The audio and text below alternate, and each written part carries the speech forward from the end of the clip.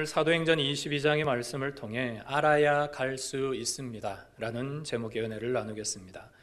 사람들은 모두 인생의 길을 걸어갑니다. 하지만 정확한 방향을 알지 못한 채 수고하면 그 모든 인생의 걸음이 헛수고가 됩니다.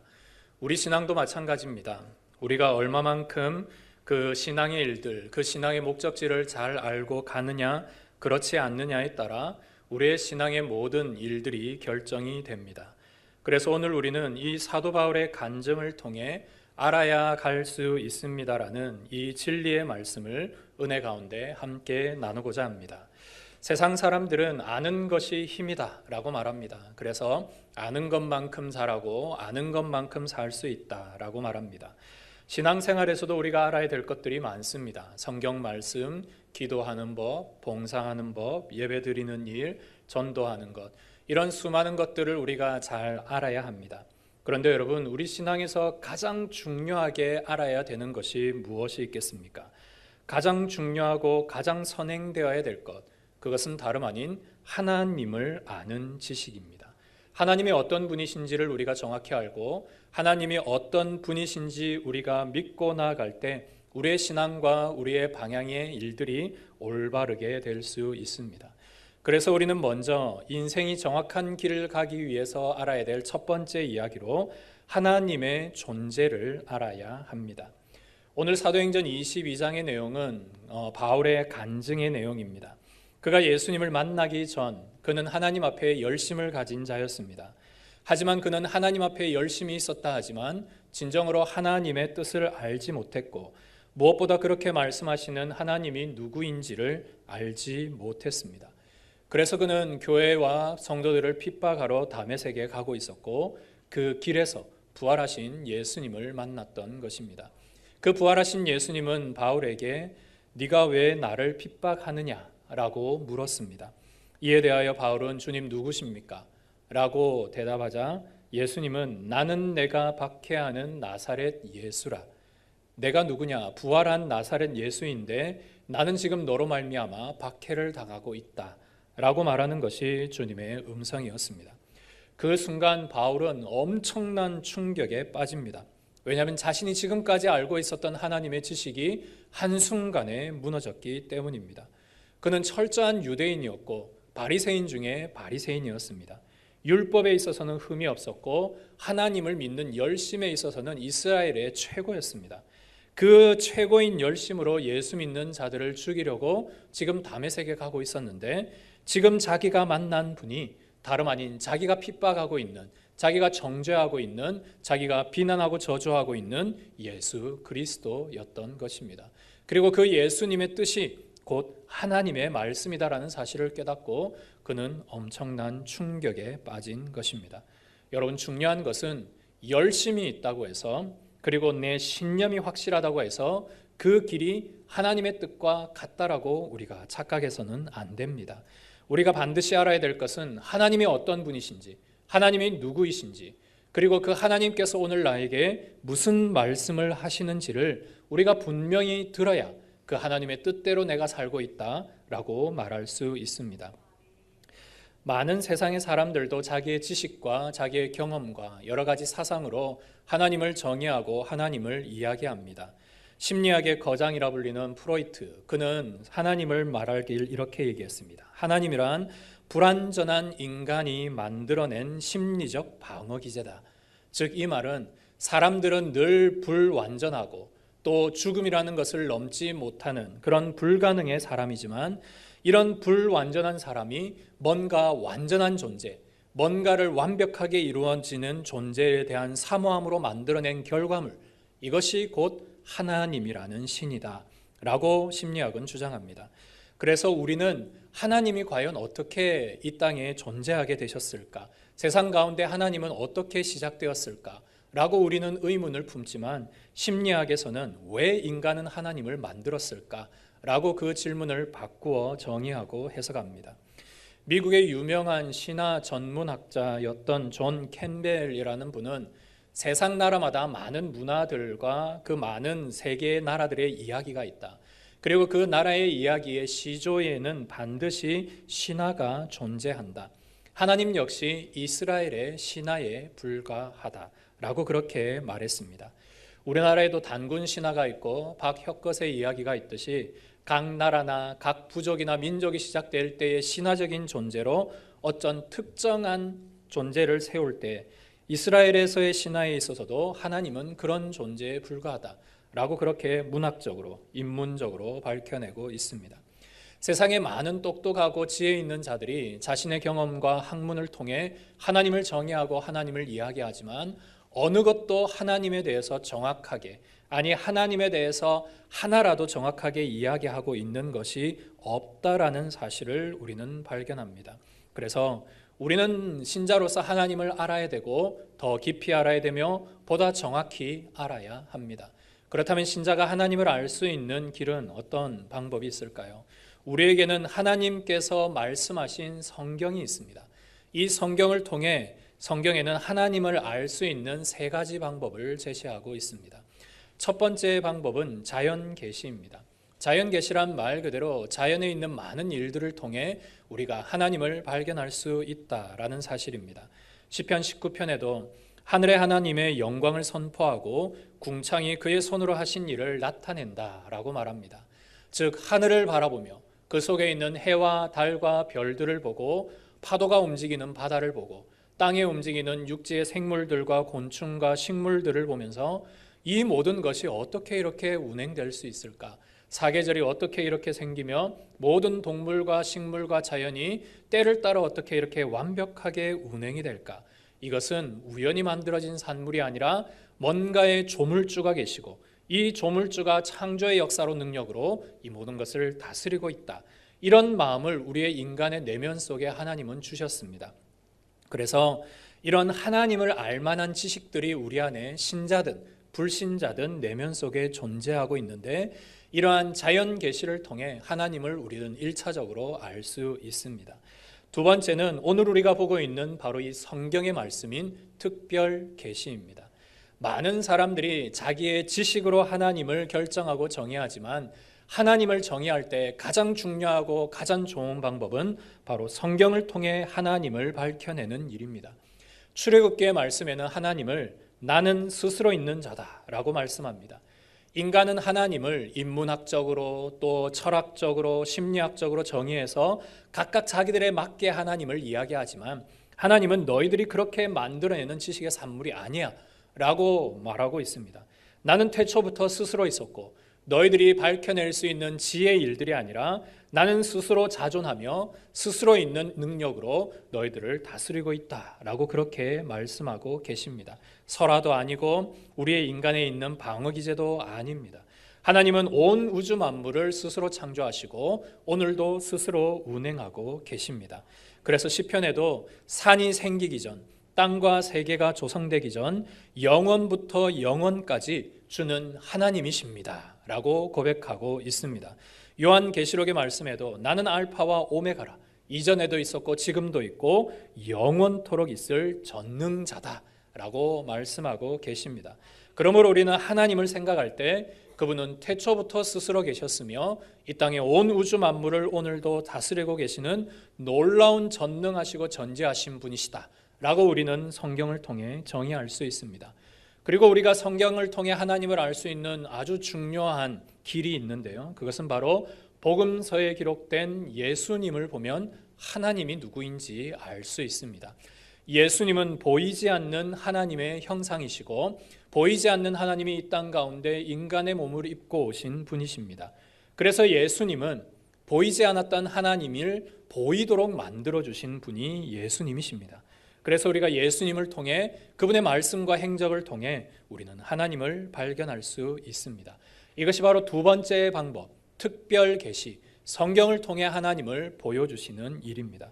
세 번째로 우리가 하나님을 알 수 있는 방법은 바로 여러분 안에 내주하고 계신 성령을 통해 알 수 있습니다. 신자에게 있어서 가장 큰 선물은 예수 그리스도를 믿을 때에 우리 안에 성령께서 내주하신다라는 사실입니다.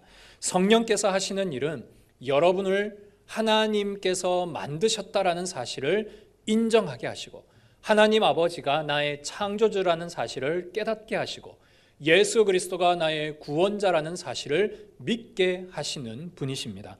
그러므로 여러분 안에 있는 믿음이 여러분 스스로 난 것이 아니라 성령께서 여러분을 통해 예수는 하나님이시다 믿게 하심으로 그 믿음 자체 역시 선물인 것입니다.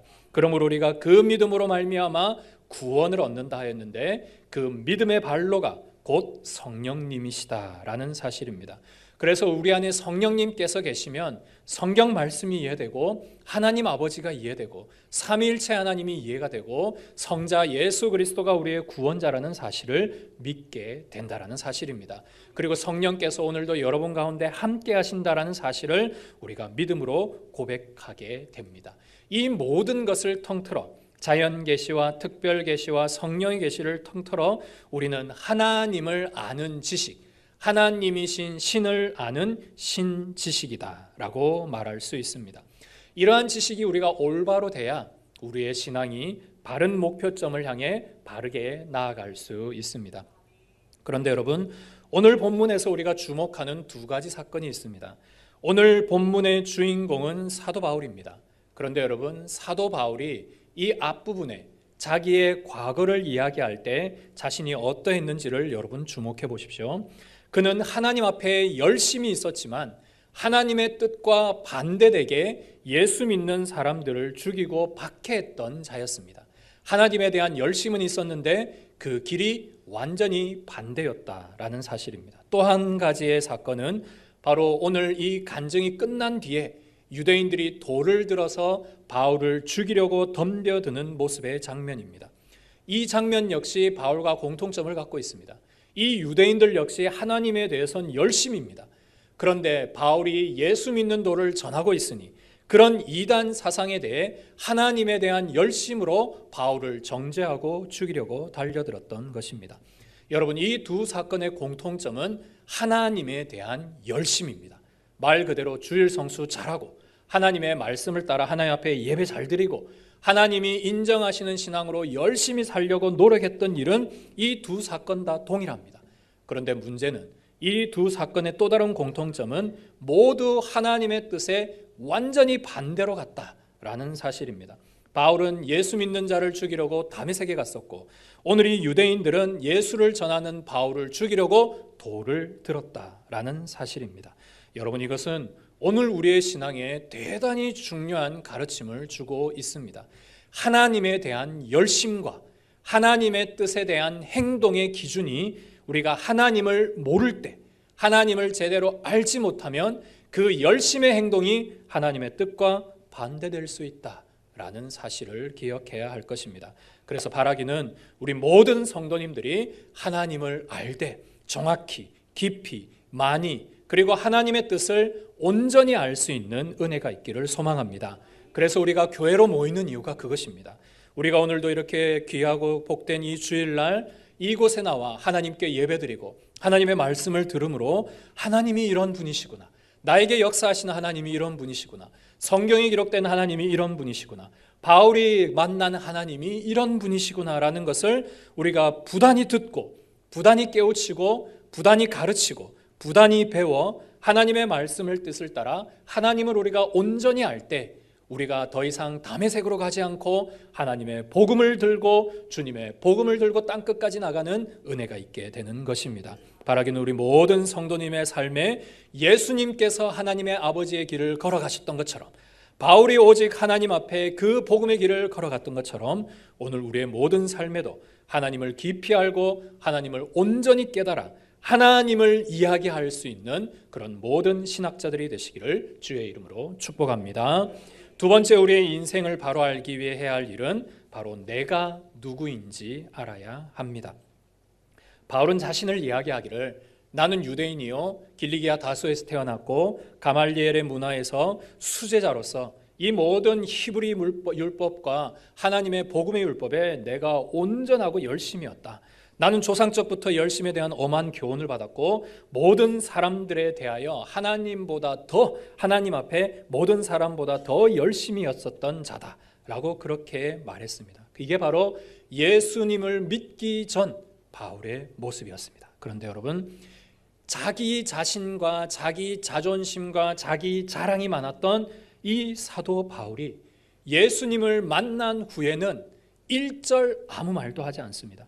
그리고 예수님을 만난 뒤에 그가 자신을 향하여 말할 수 있는 유일한 한마디는 나는 죄인 중에 괴수다 였습니다. 나는 예전에는 뭐 잘났고 금수저였고 로마 시민권을 가졌고 똑똑했고 열심히 있었고 뭐 자랑할 건 많았는데 그거 정말 이제는 배설물과 같다. 예수님을 믿고 난 후에 나는 정말 예수님 앞에 괴물 중에 괴물이구나 라고 그렇게 자신을 고백하고 있습니다. 여러분, 이것이 예수 믿은 사람의 바른 모습, 예수님을 정확히 만난 사람의 바른 은혜의 모습이다 라고 말할 수 있습니다. 즉, 내가 누구인지를 깨닫게 된 것이죠. 예수님을 알기 전까지는 나는 유대인 중에서도 꽤 잘나고 바리새인 중에서도 꽤 괜찮은 그런 인물이었지만 예수 믿고 나서는 나는 정말 예수님 앞에 괴물 중에 괴물이구나. 그렇게 자기 정체성을 회복하고 이제 내가 할 일이 무엇인가? 나는 오직 예수의 종이다. 예수님 앞에 부름받아 그 일을 감당하는 주님의 종일 뿐이다 라고 자신의 정체성을 완전히 회복하게 된 것입니다. 여러분, 사람이 마음을 돌이킨다라는 말을 한자말로 회심이라고 합니다. 마음을 돌이키다. 그런데 성경에서 말하는 회심은 단순히 생각만을 바꾸는 것을 말하지 않습니다. 여러분의 모든 삶을 송두리째 바꾸는, 여러분의 모든 인생의 궤도를 완전히 틀어버리는 일을 회심이라고 말합니다. 회심의 일들은 예수님을 만나면서 여러분들에게 일어나게 됩니다. 즉, 회심의 일들로 인해 여러분들에게 생기는 현상은 여러분들의 내면이 하나님 중심으로 바뀌게 되고 여러분 내면이 성경 중심으로 바뀌게 되며 여러분 중심이 교회 중심으로 바뀌게 됩니다. 이것이 바로 회심한 그리스도인들에게 나타나는 현상입니다. 우리가 잘 아는 대로 베드로는 예수님을 3년 동안 잘 따라다녔던 수제자입니다. 베드로를 예수님이 부르실 때 내가 너를 사람을 낚는 업으로 불러주셨습니다. 그런 부르심에 따라 베드로가 나아갔죠. 그런데 3년 동안의 베드로의 행적을 보면 그는 사람을 낚는 어부가 아니라 성공을 향한 어부였을 뿐이었습니다.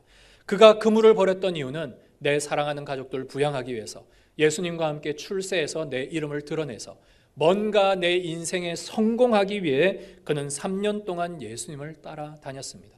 3년 동안 그는 단 한 사람의 영혼도 낚아내지 못했습니다. 그런데 그가 인생에서 하나님 앞에 영혼을 낚는 업으로서의 부르심이 온전히 회복된 때가 언제입니까? 예수님을 부인하고 저주하고 그 예수님의 십자가를 떠났다가 부활하신 예수님을 갈릴리에서 비로소 만났을 때 그의 삶이 온전하게 회복될 수 있었습니다. 그 갈릴리에서 베드로는 심혈을 다해 통회하고 자복하고 회심하고 주님의 사랑을 온전히 경험한 뒤에 그의 모든 인생이 성령을 통해 변화된 것을 볼 수 있습니다. 예전에는 한 명의 영혼도 낚지 못했던 베드로가 주님 앞에 온전한 회심을 통해 그가 3,000명의 영혼을 하루의 아침에 회심시키게 만드는 진정한 사람을 얻는 업으로 거듭날 수 있었던 것입니다. 이게 바로 예수님을 만났느냐, 예수님을 만남을 통해 내가 누군지 분명히 알았느냐, 그렇지 않았느냐의 차이입니다. 1750년대에 영국에 살았던 존 뉴턴이라는 사람이 있습니다. 그는 영국에서 대단히 악질이었던 악명 높은 노회상이었습니다. 그런데 아이러니하게도요, 그의 부모님은 신실한 그리스도인이었습니다. 아이가 자랄 때 이 아이에게 늘 기도하면서 뉴턴아, 너는 자라면은 목사가 되어라 라고 하면서 그렇게 신앙적으로 잘 가르쳤던 인물입니다. 그런데 하루아침에 자기 어머니가 일찍 돌아가시고 아버지는 곧 이어서 재혼하시면서 아이가 삐뚤어지기 시작했습니다. 그리고는 결국 반항의 일로 나는 노예를 파는 상인이 되겠다 라고 해서 그는 이 일에 목숨을 걸고 뛰어들게 됩니다. 멀리 아프리카까지 가서 거기에 있는 노예들을 잡아서 이 영국에 팔기 위해 배를 타고 험한 백길을 갑니다. 그러다가 하루는 큰 폭풍을 만나 배가 파손하고 죽게 되었습니다. 그때의 이 뉴턴이 생각났던 건 자신에게 기도해 주셨던 어머니의 기도, 그리고 예배를 드렸던, 아버지와 함께 예배를 드렸던 그때의 예배당에서의 기도가 생각났습니다. 그리고 그 하나님께 이렇게 기도했습니다. 주님, 저는 죄인입니다. 이 부족한 죄인을 살려주시고 자비를 베풀어 주십시오. 그렇게 하나님 앞에 간절히 기도했고 큰 풍랑 중에 기적적으로 이 뉴턴이 살아나게 됩니다. 그리고 뉴턴이 살아나서 영국으로 돌아와 그는 자기가 지금까지 했던 모든 노예상의 일들을 그 즉시 버려버립니다. 그리고는 그가 이제 내가 이 풍랑 가운데 만난 하나님, 나를 정말로 사랑하시고 그 어머니의 기도를 통해 지금까지 나를 인도해 주셨던 그 하나님을 전하는 전도자로 변하게 됩니다. 그러면서 그가 전도할 때마다 이 바울의 오늘 간증처럼 그가 늘 전도하는 현장에 이런 말을 합니다. 내가 다른 것은 다 잊어도 내가 죄인이었다라는 사실과 이 죄인을 하나님께서 구원해 주셨다라는 사실은 나는 결코 잊지 않는다 라고 말하며 자신이 얼마나 사람들을 괴롭히고 죽였던 그런 죄인이었던지, 하지만 이제 나로 말미암아 하나님의 이 살아계신 복음을 전하는 그런 열정 있는 전도자로 변화했음을 고백했습니다. 이 뉴턴이 하나님 앞에 고백해서 그가 지은 찬양이 있습니다. 그것이 바로 나 같은 죄인 살리신입니다. 나 같은 죄인, 정말로 이 죄인이 그 풍랑에서 죽어야 마땅했는데 이 나 같은 죄인 살려주신 주님의 은혜가 너무 고맙고 놀랍습니다. 그 하나님의 은혜를 찬양한 곳이 지금도 얼마나 많은 성도님들의 감정을 움직이고 계십니까? 이처럼 예수님을 만났느냐, 그 하나님을 만남으로 내 과거가 어떻게 변화되었느냐, 내가 과연 어떤 존재로 살아야 되느냐 라는 것을 깨닫는 것과 깨닫지 않는 것의 차이가 이렇게 커진다라는 사실을 잘 보여줍니다. 여러분, 하나님을 만나십시오. 그리고 하나님을 만남을 통해 내가 누구인지를 바르게 아시는 은혜가 있기를 소망합니다. 세상 사람들은 여러분에게 늘 강조합니다. 성공해라. 성공해서 네 가치를 증명해라. 그래서 네가 어떤 존재인지를 정말 성공을 통해 떳떳이 보여라 라고 말합니다. 하지만 하나님은 여러분에게 그런 말을 일절하지 않으십니다. 하나님은 여러분에게 말씀하시기를 나는 너를 보배롭게 여긴다. 나는 너를 존귀하게 여긴다. 나는 너를 사랑하는 여호와 하나님이다. 그렇게 우리에게 말씀하고 계십니다. 여기에 여러분의 정체성이 있습니다. 나를 사랑하시는 하나님, 나를 보배롭게 여기시는 하나님, 내가 어떤 존재인데 내가 이 세상 가운데 세상의 관점과 기준으로 살아갈 것이 아니라 오직 하나님의 기준으로 살아야 될 하나님의 사람인데 라는 것을 깨닫게 되는 것이 하나님을 만난 사람의 일이며 그 하나님을 통해 내 자신이 누구인지를 깨닫게 된 사람의 일입니다. 바라기는 여러분의 모든 순간순간마다 하나님을 깊이 만나는 은혜의 체험이 있기를 간절히 소망합니다. 여러분, 기도하실 때마다 하나님의 임재를 사모하십시오. 하나님, 제가 아직 하나님을 깊이 만나지 못한 것 같습니다. 성경 말씀에, 설교 말씀에 하나님을 만나라고 말씀하시는데 내가 교회는 오래 다녔는데 하나님을 아직 깊이 만나지 못한 것 같습니다. 하나님, 오늘 나에게 이 존 뉴턴에게 임했던 그 하나님, 사도 바울에게 임했던 하나님, 나에게도 임재해 주셔서 나를 알게 하시고 하나님을 깨닫게 해 주십시오. 그렇게 진실한 기도를 드릴 때 주님은 분명히 여러분을 만나며 그런 여러분들에게 은혜를 체험을 해 주실 은혜의 복이 있을 것입니다. 바라기는 여러분의 모든 삶에 하나님을 만나 인생이 변화되어지고 삶의 방향이 바뀌어지는 은혜가 있기를 소망합니다. 그래서 하나님께서 여러분을 부르실 때 하나님은 항상 여러분을 존귀한 자로, 거룩한 자로, 복과 영생의 소유자로 불러주시지 세상의 가치와 기준으로 여러분을 평가하지 않으십니다. 이 정체성을 회복하시고 하나님의 은혜 안에 여러분들의 인생의 바른 길을 걸어가시는 은혜가 있기를 주의 이름으로 축복합니다. 세 번째로는 삶의 이유를, 삶의 목표와 방향을 우리가 바로 알아야 합니다. 사도 바울은 예수 그리스도를 깨닫고 자기가 누구인지를 알고 난 이후에 자기 자신을 이렇게 얘기합니다. 그가 또 내게 이르시되 가라, 내가 너를 이방인에게로 보내리라. 즉, 내 이제 평생의 사명은 이방인의 사도이구나 라는 그 삶의 이유를 사도 바울은 발견합니다. 그래서 예수 믿고 30년 동안 그는 오직 예수 전하는 이 이방인의 사도의 길을 걸어갔고 자기의 모든 인생의 걸음을 그 마지막 사형터까지 이 예수 믿는 복음의 길로 이방인의 사도로서의 사명을 감당하게 되었던 것입니다. 성도 여러분, 우리도 먼 훗날 천국에 갔을 때 하나님 앞에서 내가 평생토록 살아갔던 일, 내가 오직 한 길로 살아갔던 그 사명의 일들로 하나님 앞에 칭찬받고 인정받을 때가 있을 것입니다. 그때까지 여러분께로 맡겨주신 그 하나님의 사명의 일에, 그 부르심에 오직 한 길로 달려가는 은혜가 있기를 소망합니다. 바울은 고린도전서 10장 31절에 너희는 먹든지 마시든지 무엇을 하든지 오직 하나님의 영광을 위해서 하라. 즉 이 말은 여러분의 삶의 이유를 결정하는 것은 오직 하나님의 영광이 되느냐 되지 않느냐에 달려 있습니다. 우리가 직장 생활하는 이유, 우리가 사업을 하는 이유, 가정에서 자녀를 양육하는 이유, 이 모든 이유가 하나님의 영광에 달려 있다라는 사실입니다. 그래서 여러분 이렇게 기도하십시오. 하나님, 내가 오늘도 직장에 출근할 때 하나님의 영광을 위해 일하게 하십시오. 하나님, 내가 오늘도 사업을 할 때 하나님, 이 사업장이 하나님의 영광이 되게 해 주십시오. 하나님, 내가 학교를 다니고 자녀를 양육하는 모든 일이 하나님의 영광이 되게 해 주십시오. 그러면 하나님 영광이 되기 위해서 나는 오늘 무엇을 해야 합니까? 이렇게 기도하고 하루를 시작하는 인생은 반드시 변화되게 될 것입니다. 그래서 에베소서 2장 10절에는 우리는 그의 만드신 바라 예수 그리스도 안에 선한 일을 위해 지으심을 받았다 라고 말합니다.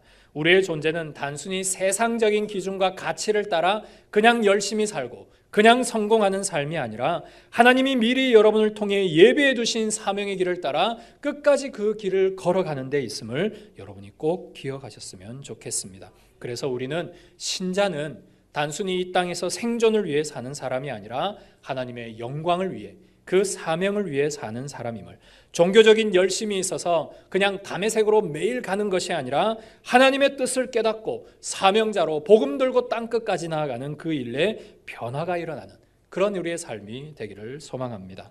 여러분, 여러분의 삶의 사명을 확인하게 되면 많은 유익들이 있습니다. 이 유익을 오늘 좀 기억하시고 또 건져가셨으면 좋겠습니다. 왜 사명이 중요한가? 사명을 발견했을 때에 여러분 개인에게 일어나는 큰 유익 중에 첫 번째는 여러분들이 하나님의 일꾼이라는 그 정체성이 확실해지면서 삶의 평안과 안정감이 주어지게 됩니다. 취업을 준비하는 취준생들, 왜 불안합니까? 내가 무슨 일을 해야 되지? 어떤 직장에 가야 되지? 이 직장의 끝은 뭘까? 이 직장에서 내 평생을 바칠 수 있을까? 이런 일들에 대해 불안하니 매일매일 그 불안함 속에 하루하루를 살아갑니다. 그런데 사람이 불안하지 않게 될 때가 언제냐면 내가 할 일이 무엇인지 확실하게 될 때입니다. 내가 오늘 할 일이 확실하면 오늘 열심히 살아갑니다. 잠자리에 들 때 내일 할 일이 있기 때문에 그것을 안고 또 기쁨으로 잠자리에 들게 됩니다. 그러므로 사명이 확실하면 여러분이 하나님의 일꾼이라는 사명감으로 여러분 마음에 큰 평안과 위로와 안정을 얻게 됩니다. 그러면서 소심했던 사람들이 담대해지기 시작합니다. 사명을 따라 사니까 하나님이 사명에 전폭적으로 은혜를 주십니다. 바울의 이야기를 들면 바울이 돌에 맞아도 감옥에 가도 어려움을 당해도 죽은 유두고가 살아나는 기적의 역사들이 마구마구 일어나는 것입니다. 이것이 사명을 가진 사람들에게 역사하시는 하나님의 일이십니다. 그러므로 여러분, 사명을 따라 살면 소심했던 사람이 담대해지고요, 그리고 두려웠던 자들이 용기를 가지고 살아가게 됩니다. 이것이 사명자에게 있는 유익입니다.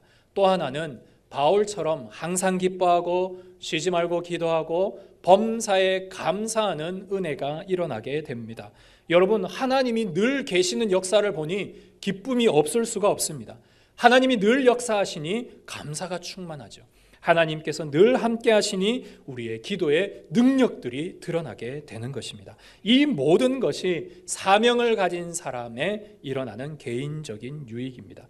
개인에게뿐만 아니라 공동체에도 유익이 있습니다. 예수 잘 믿는 사명자가 교회 안에 있을 때 여러분, 그 집사님을 볼 때마다 은혜가 생깁니다. 저 집사님 정말로 하나님을 위해 열심이구나. 나는 어떻게 저렇게 살 수 있지? 나도 저 집사님처럼 살아야지 라는 그 마음의 동기가 일어나고 그런 영향력이 교회 안에 주어집니다.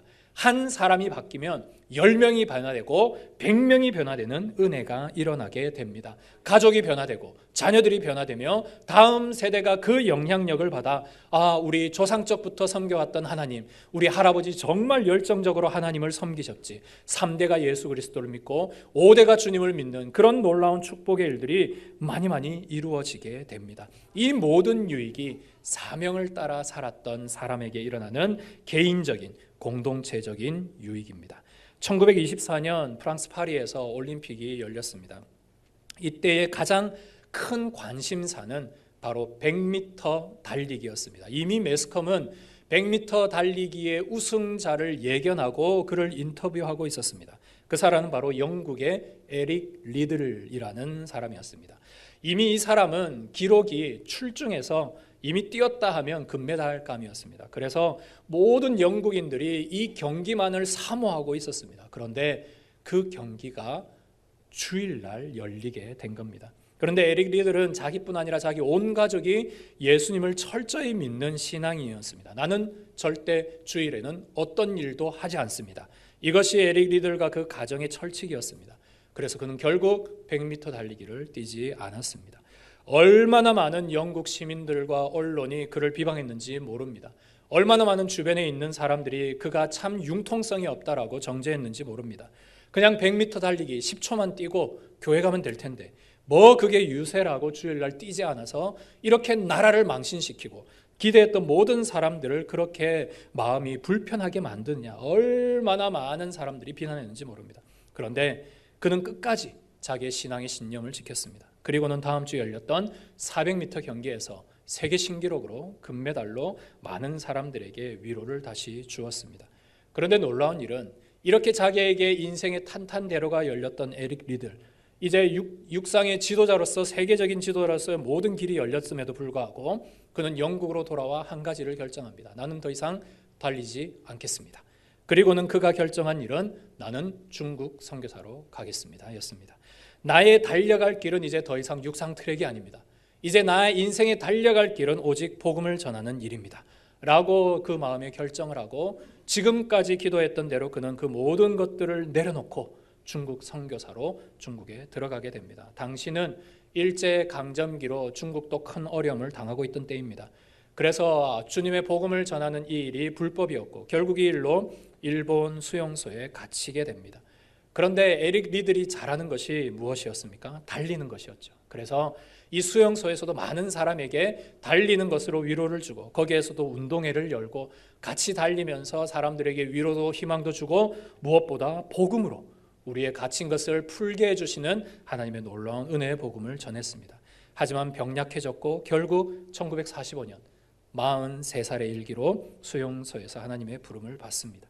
그가 죽기 전에 남겼던 말이 이것입니다. 모든 것이 하나님의 뜻이었다. 내가 육상을 달렸던 것도, 내가 주일날 100m 경기를 나가지 않은 것도, 그 다음 주에 400m 경기에서 금메달을 딴 것도, 내가 오늘 중국 선교를 온 것도, 비록 이 수용소에 갇힌 것도, 이 수용소에서 주의 복음을 전할 수 있었던 모든 것이 하나님의 뜻이었다. 이 뜻 안에서 복음을 받았던 한 중국인이 이렇게 말했습니다. 리들 선생님은 우리에게 예수님의 모습을 보여주셨던 분이셨습니다. 여러분, 중국인이 이 리들의 모습을 통해 예수님을 만난 것이죠. 한 사람의 사명의 일로 그 중국 사람 수십 명, 수백 명이 예수님을 믿고 그 수용소에서 정말 삶의 희망도 없고 죽음의 그림자로 있었던 그들이 예수님을 만나게 된 것입니다. 이 에릭 리들의 이야기는 많은 청년들의 심정을 울렸습니다. 그리고 이 땅을 살아가는 청년들에게 너는 과연 오늘 무엇을 위해 살아가나? 그 질문을 오늘도 던져주며 우리의 삶이 어디로 나아가야 될지에 대한 방향을 잘 가르쳐 주고 있습니다. 여러분이 혹시 기회가 되신다면 이 리들의 인생을 담은 영화인 불의 전차를 꼭 한번 보시기를 바랍니다.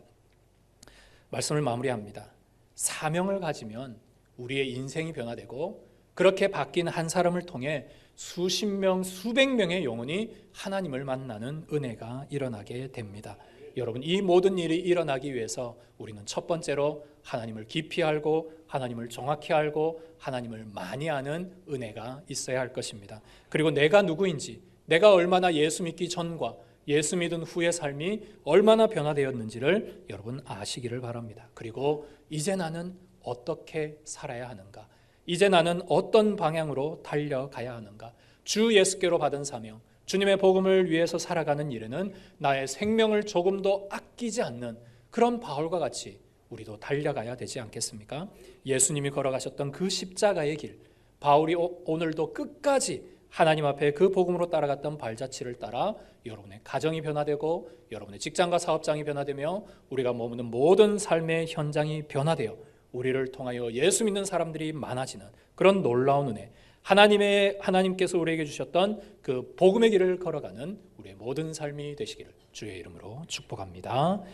우리 시간 말씀을 기억하며 함께 기도하기를 원합니다. 하나님, 우리가 하나님을 더 깊이 알기를 원합니다. 주님, 나에게 오늘도 바울과 같이 주님께서 우리를 만져주시고 만나주시고 하나님으로 말미암아 회복되는 인생 되게 하여 주옵소서. 하나님, 내가 누구인지 알게 하여 주시고 이제 어떤 길로 가야 하는지 깨닫게 해 주셔서 하나님의 은혜를 따라 내 평생 주의 선하심과 인자하심을 따라 살아갈 수 있도록 주님 나를 축복해 주시고 인도하여 주옵소서. 함께 기도하겠습니다.